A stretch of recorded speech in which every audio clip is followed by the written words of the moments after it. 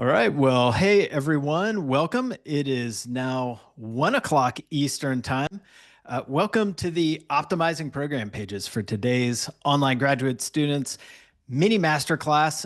This is a 30-minute session just full of a lot of content, a bunch of stuff for us to go over. So we're going to go ahead and get started. I know I can see folks continuing to filter in. They'll catch up when they join.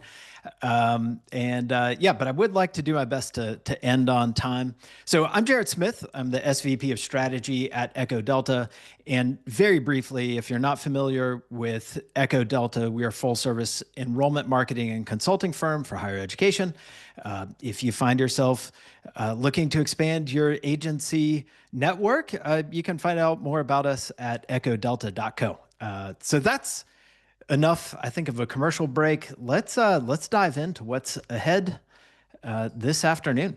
So we are going to start by taking a look at what I think are some of the most essential things we need to know about our graduate prospective student audience and the way they approach their college search process.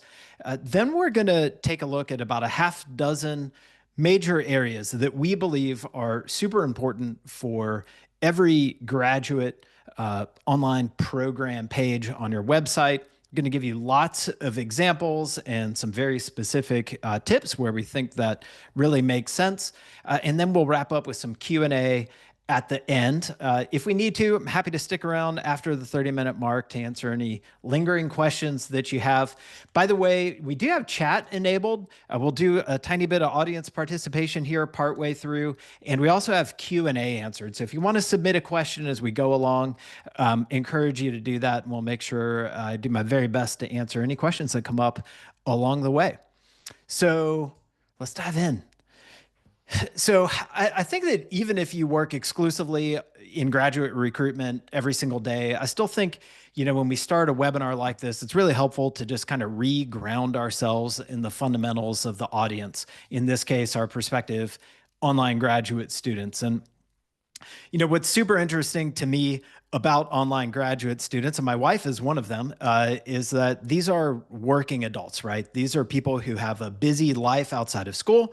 And it really is a tremendous sort of major life choice that they're making when they decide to go to school. I mean, they've effectively looked at the cost benefit analysis, and the costs are high along multiple criteria. And they've said, yes, like this is, I think, going to be worth it.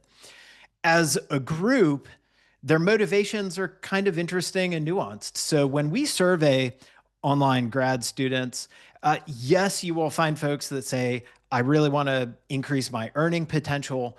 But what we also find is that more often than not, a larger percentage of those folks say that they are more generally focused on advancing their career or learning skills that are going to help them create a bigger impact within their organization. So these are folks who not only want to earn more, but they want to be more effective in their roles and have a greater impact.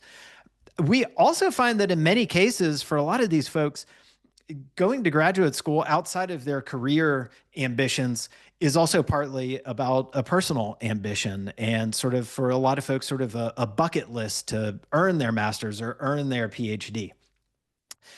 Of course, surprise, they are acutely price aware, as is every prospective student population, it seems these days. And importantly, they're super focused on understanding how earning their degree is going to fit logistically within all the other demands of their life. Now, behaviorally, I think this is a pretty interesting group, because at the core of their sort of search behavior is this real drive towards independent research. Typically, the majority of prospective grad students are going to begin their search online, either going straight to Google and beginning to search for programs, or they may go directly to the website of a college that they already know, which kind of speaks to the value of having some branding and recognition in place ahead of time. The search time frame, though, is like all over the place. And we see this time and again. You have a certain group of a certain segment of graduate students that are going to decide that they're ready to go to school and select, sort of create their shortlist and begin applying and potentially enroll in a very short time frame within, sometimes just a handful of weeks, maybe a couple of months. And then you're going to have another group that's pretty substantial, somewhere, let's call it 40%. They're going to take more than a year to make that decision. When they apply, odds are they're going to be stealth. It's not at all uncommon to have the majority of your graduate online apps be stealth, sometimes upwards of 80%. But when they do get around to applying, they're typically only applying to a handful of institutions, two or three that they have shortlisted. And that can vary a little bit by area study or the competitiveness of the programs that they're applying to. But in general, just a couple of institutions are on the list. I think this means, as we think about what that means for our program pages, I think there are a couple of really important implications. Number one, I think you really need to look at your program page as a vehicle for helping these independently minded students make more confident decisions about your school. So having a lot of comprehensive, really great information that they can act on is super helpful. We're going to talk about a lot of examples of that today. And then it is my belief, my argument, that these pages work best when they try to create sort of a quasi standalone resource for the student, kind of a one-stop shop, if you will, where they can on that page see things like unique admission requirements and tuition and all that great stuff. And we'll talk a lot about how to do that well. So it's sort of a tall order, right? In a sense that creating that comprehensive resource, how do we go about doing that? Well, there is a bit of research that Echo Delta produced this year that I think is very helpful and directly relevant to this. And if you haven't already downloaded it, I suggest that you do. It's our Designing for Decisions report, available for download on our website. And essentially this past spring, we ran a nationwide survey looking at how different segments of students, graduate being one of them, prioritize academic, admissions, and cost and aid information on university websites. Our findings are all contained in this report. We're going to go into a little bit more detail on the grad segment today than we do in this report and show you some of the other additional data points there. But this research is really helpful because it gives us some pretty specific data on what students actually want from your program pages. And it's going to kind of be the driving a lot of our recommendations today. So with that, we're going to start and run down this list of about half a dozen areas. And we're going to start with the one that students said was by far and away the most important thing that they want to know about your program. I bet that you can guess what it is. So if you're feeling brave, I want you to go into chat and just type in, what do you think is the number one thing that students most want to know about your program? Go with your instinct. You guys are you're probably gonna get this right. Yep, I see. How much does it cost? Yeah, thank you, Jennifer. Yep, how much does it cost? Yeah, okay. You guys are in exactly the right neighborhood. Absolutely, it is program cost, and above everything else. So when in our survey, which was a top task survey, if you're familiar with that methodology, we asked students to choose essentially 5 things from a very long list of things they could know about your program. And it really forces this kind of force ranking. Head and shoulders above everything else was tuition and fees for the program. Essentially what students are asking is like, what is this actually going to cost me? And I have to say that as an industry, we do a pretty so-so job of clearly and succinctly answering that question for students. We botch this a lot, and I think there are some somewhat legitimate reasons for that, but this is a major breakdown. So one of the things that we do quite often is we frame cost primarily in terms of cost per credit hour. We will even do things like put the cost per credit hour right next to the total number of credits, but we like make them do the math to figure out what tuition is going to be. This is not helpful. It's kind of like if you went to a drive-through and they handed you the burger and then they handed you the wrapper in the bag and they're like, do it yourself. It's just like a basic step that we force students to do. Now, I think there are some folks who would say, well, we publish cost per credit hour because it might help students who are comparison shopping across programs and they can see how affordable we are. But this isn't even really reliably the case because the same degree at different institutions can have different credit hour requirements. So you see some examples here at the bottom of your screen. This is for a master's in industrial and organizational psychology in MS. One institution, it's 30 credits. Another institution's it's 38 credits, right? So cost per credit hour is not apples to apples across institutions. So at a minimum, when we do this and we leave it there, we're forcing students to sort it out. And I do think that it suggests not so subtly that as an institution, we're like communicating clearly and transparently with students is not really a high priority for us. So I think the solution here, when you can pull this off, and this is my like top recommendation, is when you can pull this off, I would encourage you to put at least the total tuition on the page here. And just give them a number. It may not be all inclusive of all fees, but even just starting with like total tuition, I think is a really good start, and at least gives them a ballpark of where they're going to be cost-wise for the program. Our research also suggests that if you have program-specific aid, you need to include that on the page. And I think right next to cost is the logical place to do that because students are super keyed into program-specific aid like you see here in this example from Notre Dame. Now, I do understand that maybe from a content management standpoint, there may be concerns about, hey, can we keep this number accurate and updated on every program page of our website? And that I think is a legitimate reason sometimes not to put that number. So the next best thing, if you can't put it directly on the page, then I think is to put a link to whatever the authoritative resource is on the website. This is from Arizona EDU, so the University of Arizona, and their Aging and Law Policy Certificate. And I really actually like how they have this prioritized here. So this is right up above the fold on desktop. And you see they've got the how to apply. That's what we want them to do. But students aren't even going to bother applying if they don't think they can have a chance of affording the program.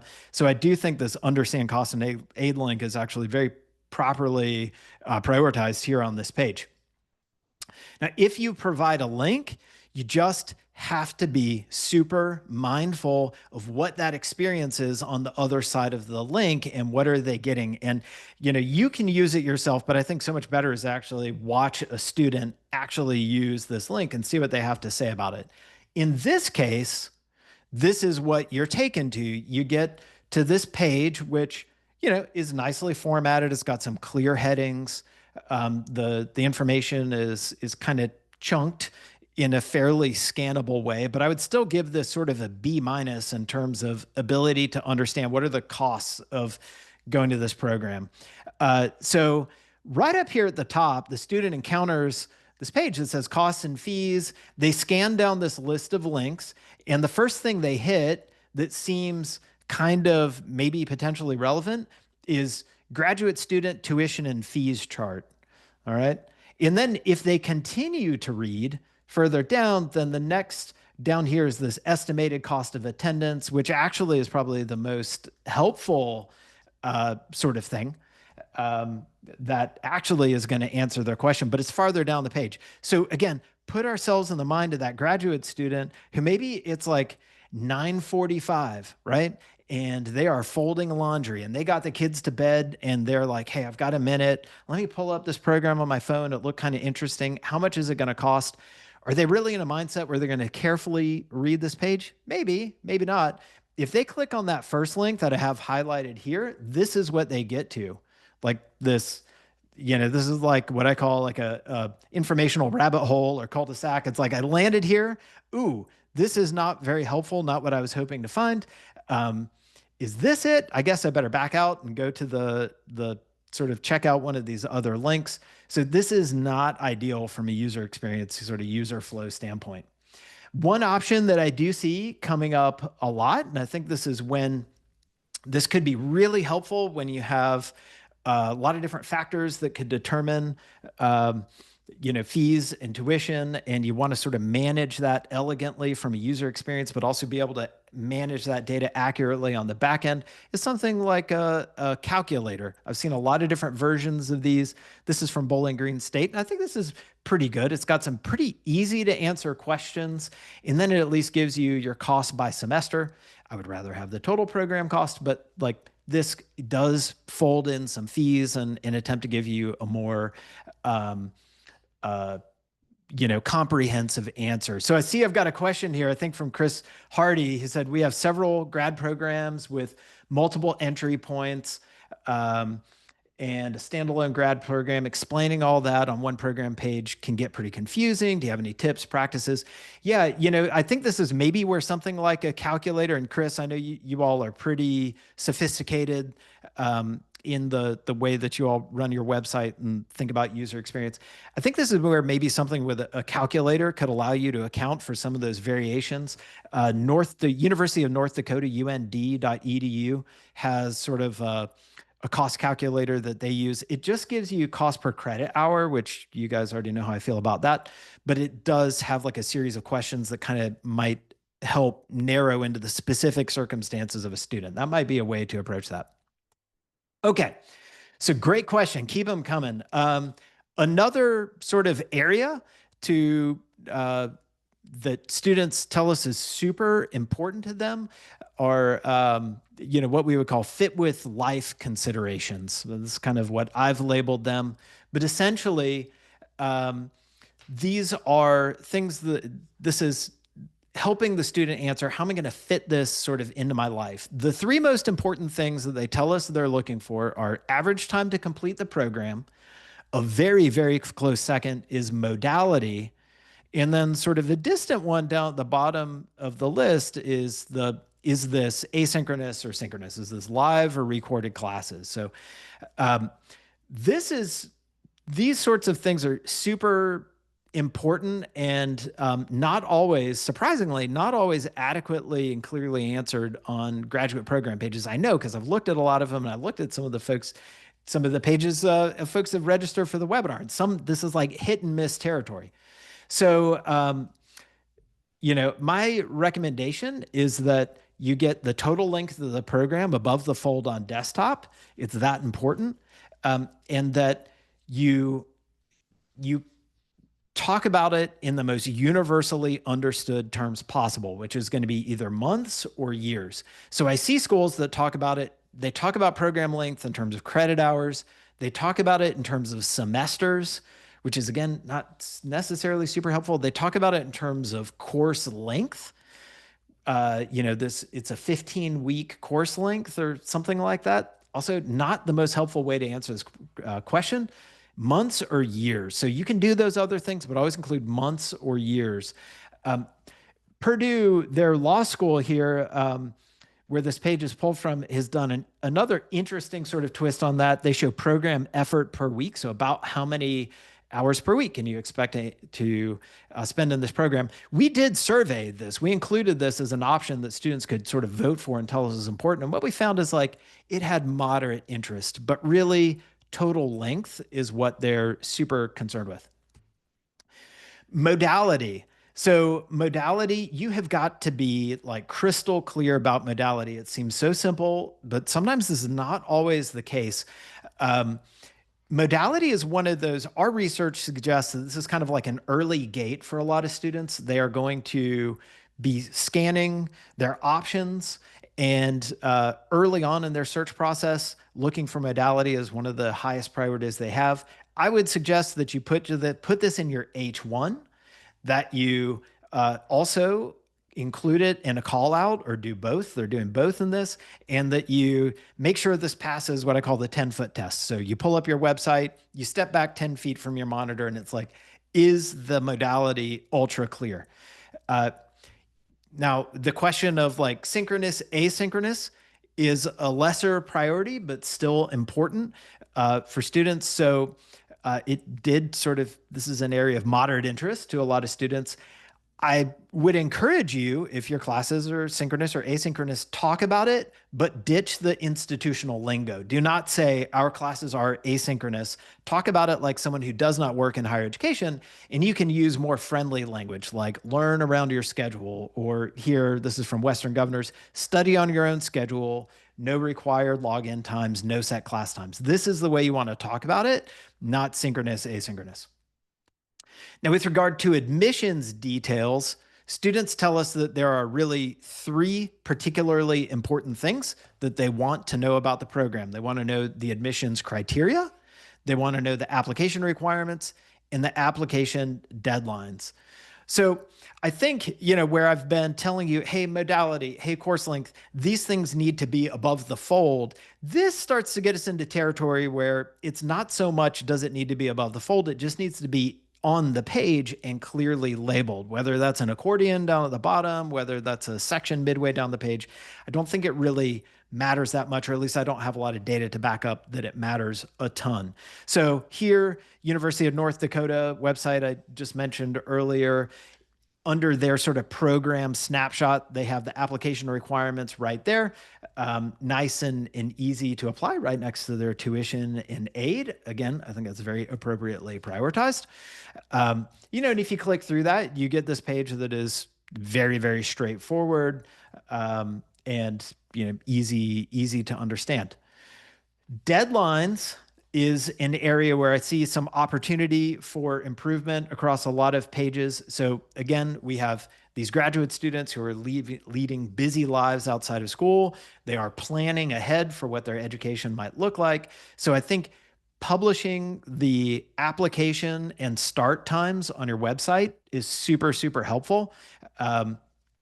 And gives them the opportunity to plan ahead and make confident decisions. And it also might give them a little bit of a nudge if a deadline is approaching and they know they need to apply soon.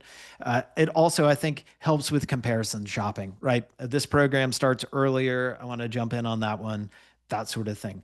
This one over here on the bottom right, I think is actually, I think in my book, sort of the ideal way to do it. They have the apply date, they have the class starts date. This is from UNCW, one of our clients, and I'm not just saying that's because one of our clients, it's because they did a great job with this right here.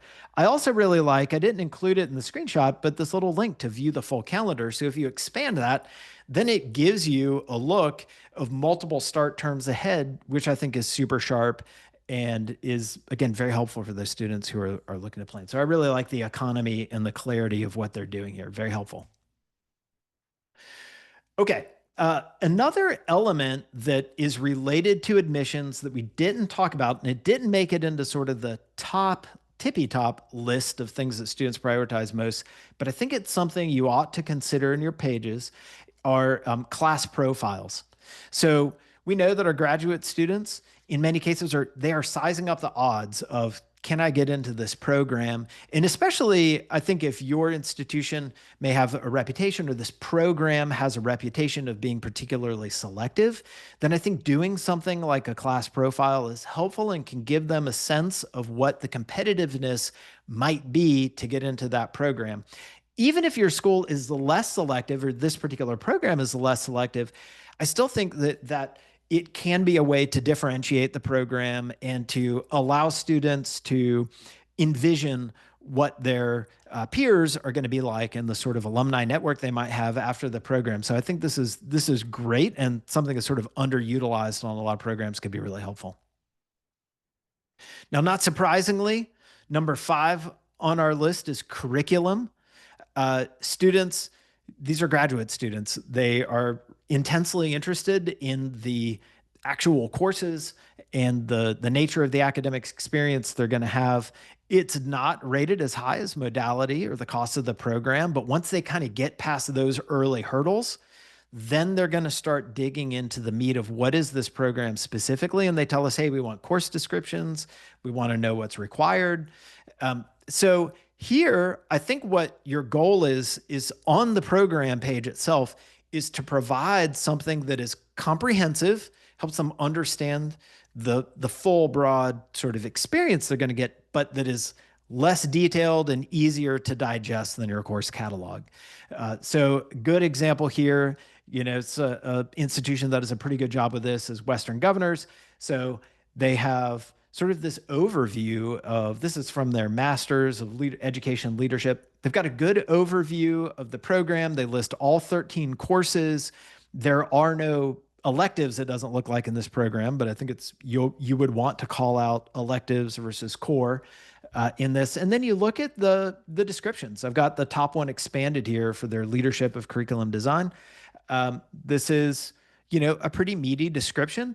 But if you want to dig in further, they're going into their course catalog. That link to program guide takes you to effectively what is the course catalog for that. So allowing folks to sort of progressively discover what they want.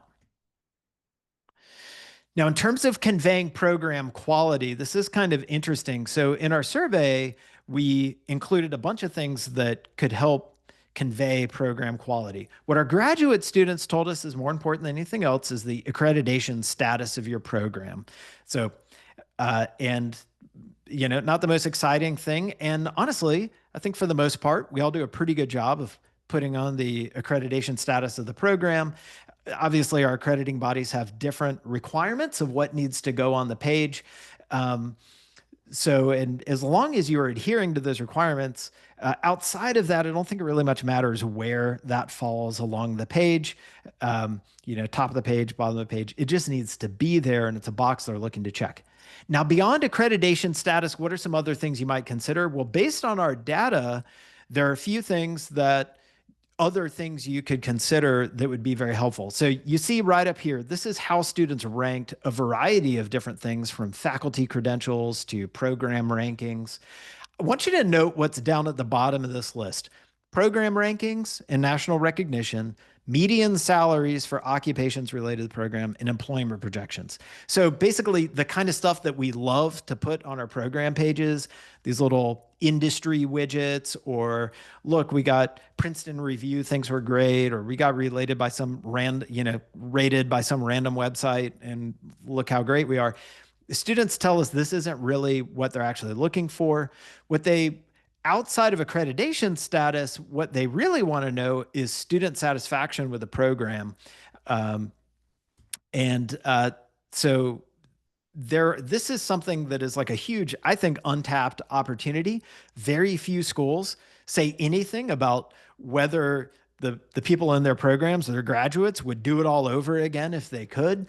There are a few schools that do this. Meredith, for instance, Meredith College does have a student satisfaction survey that they put out. You can find, there's a law school kind of student satisfaction and engagement survey that comes out that some of the online law schools participate in or voluntarily participate in. I do understand, I am sympathetic that there may be a variety of reasons why you might be a little sketched out about putting satisfaction surveys on your website. Totally get it. But I do think if you could pull this off, even for a particular program, this could be really compelling and is something that you could do. And of course, the next best thing of this would be, testimonials and the sort of social proof that we ordinarily would use on these program pages. Okay, we are coming up towards the end, and I've got just one little sort of bonus piece for you. A couple of things that I would really urge you to consider and look at for your program pages. And this first one goes out to my large comprehensive universities out there that have many program pages. You need to, outside of the program page itself, you really need to look at what is showing up in search. And oftentimes what appears, have seen a lot of examples where the page you get if you go through the program finder is not the page you get through organic rankings in a search engine. So here's an example from UCF, right down the road from my office. Great school. The one on the left, if you go to Google and search for an MS in IO psychology, this is what pops up, which is okay. It has some useful information, but we can look at this and we can tell this is not optimized for a prospective student. The one on the right is the program page you get at their program finder. The solution here, I think, is, you could talk with an SEO to see if there's something you could do from a canonicalization standpoint. That might be helpful. Or you could look at consolidating these pages. or interlinking them, adjusting the design so they're more interlinked. That is sort of an option. I would prefer that you have one sort of authoritative page on your website that handles that. I understand they're a very large university. There's probably a lot of organizational and governance reasons why this is not the case. But from a user standpoint, this is far from ideal. Lastly, I would also urge everyone on this call to look carefully at the language itself. And one thing that I audit, we as a firm audit a lot of websites. And one thing that we consistently find is that schools oftentimes write for academia, right? And the language that they're using on their program pages is pretty convoluted sometimes.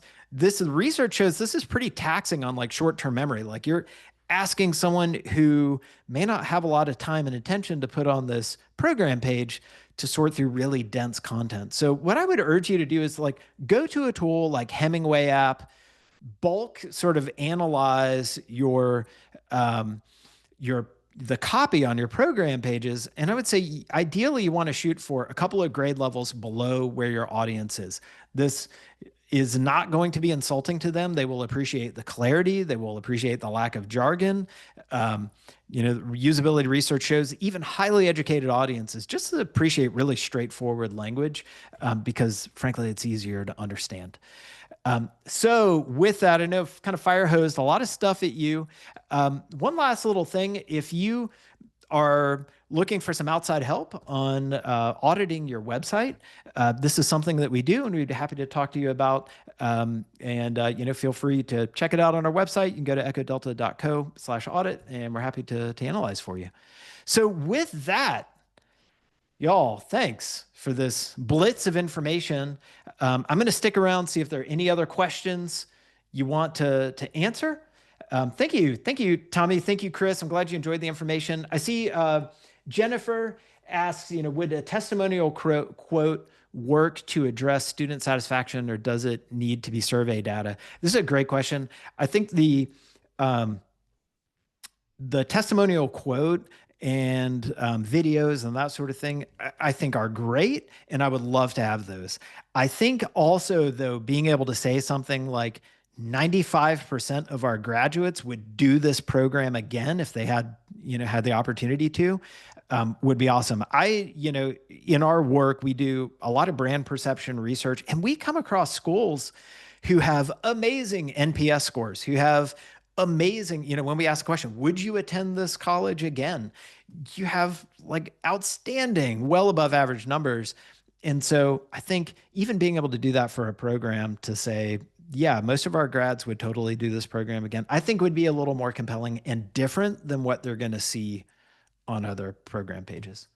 Y'all, any other questions? Please drop them in Q&A. Please throw them in chat. Thank you so much for being here. Thank you for the compliments. I'm glad you all found it to be helpful. And keep an eye out for future webinars. So do you have any, another question. An attendee asks, do you have any recommendation for attribution tracking tools other than GA4? Oh my goodness. All right. How long do we have? I think attribution is the stickiest problem. So when we are talking cookie-based attribution, I don't know of any other tools that are consistently better than GA4.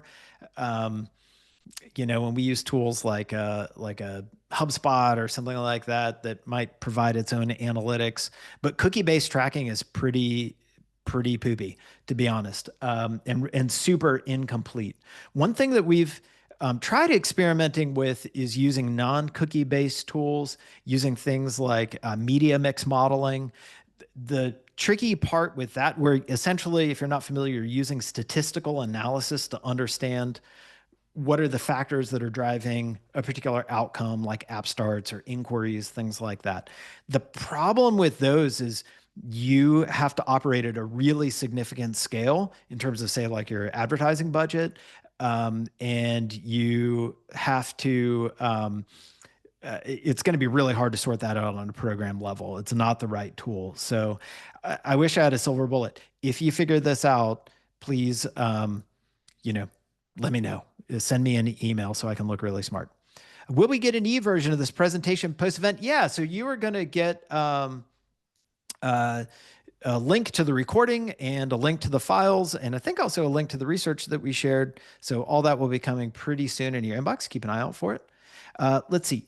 Jen asks, can you repeat your thoughts on the two program pages versus one?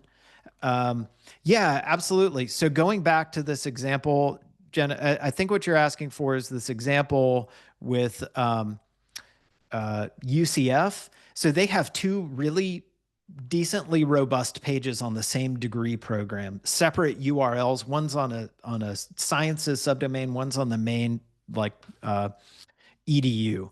And so from a search engine standpoint, um, Google's Google thinks the one on the college website, basically the sciences subdomain, is the authoritative resource if you're just looking for this particular degree broadly, like unbranded search.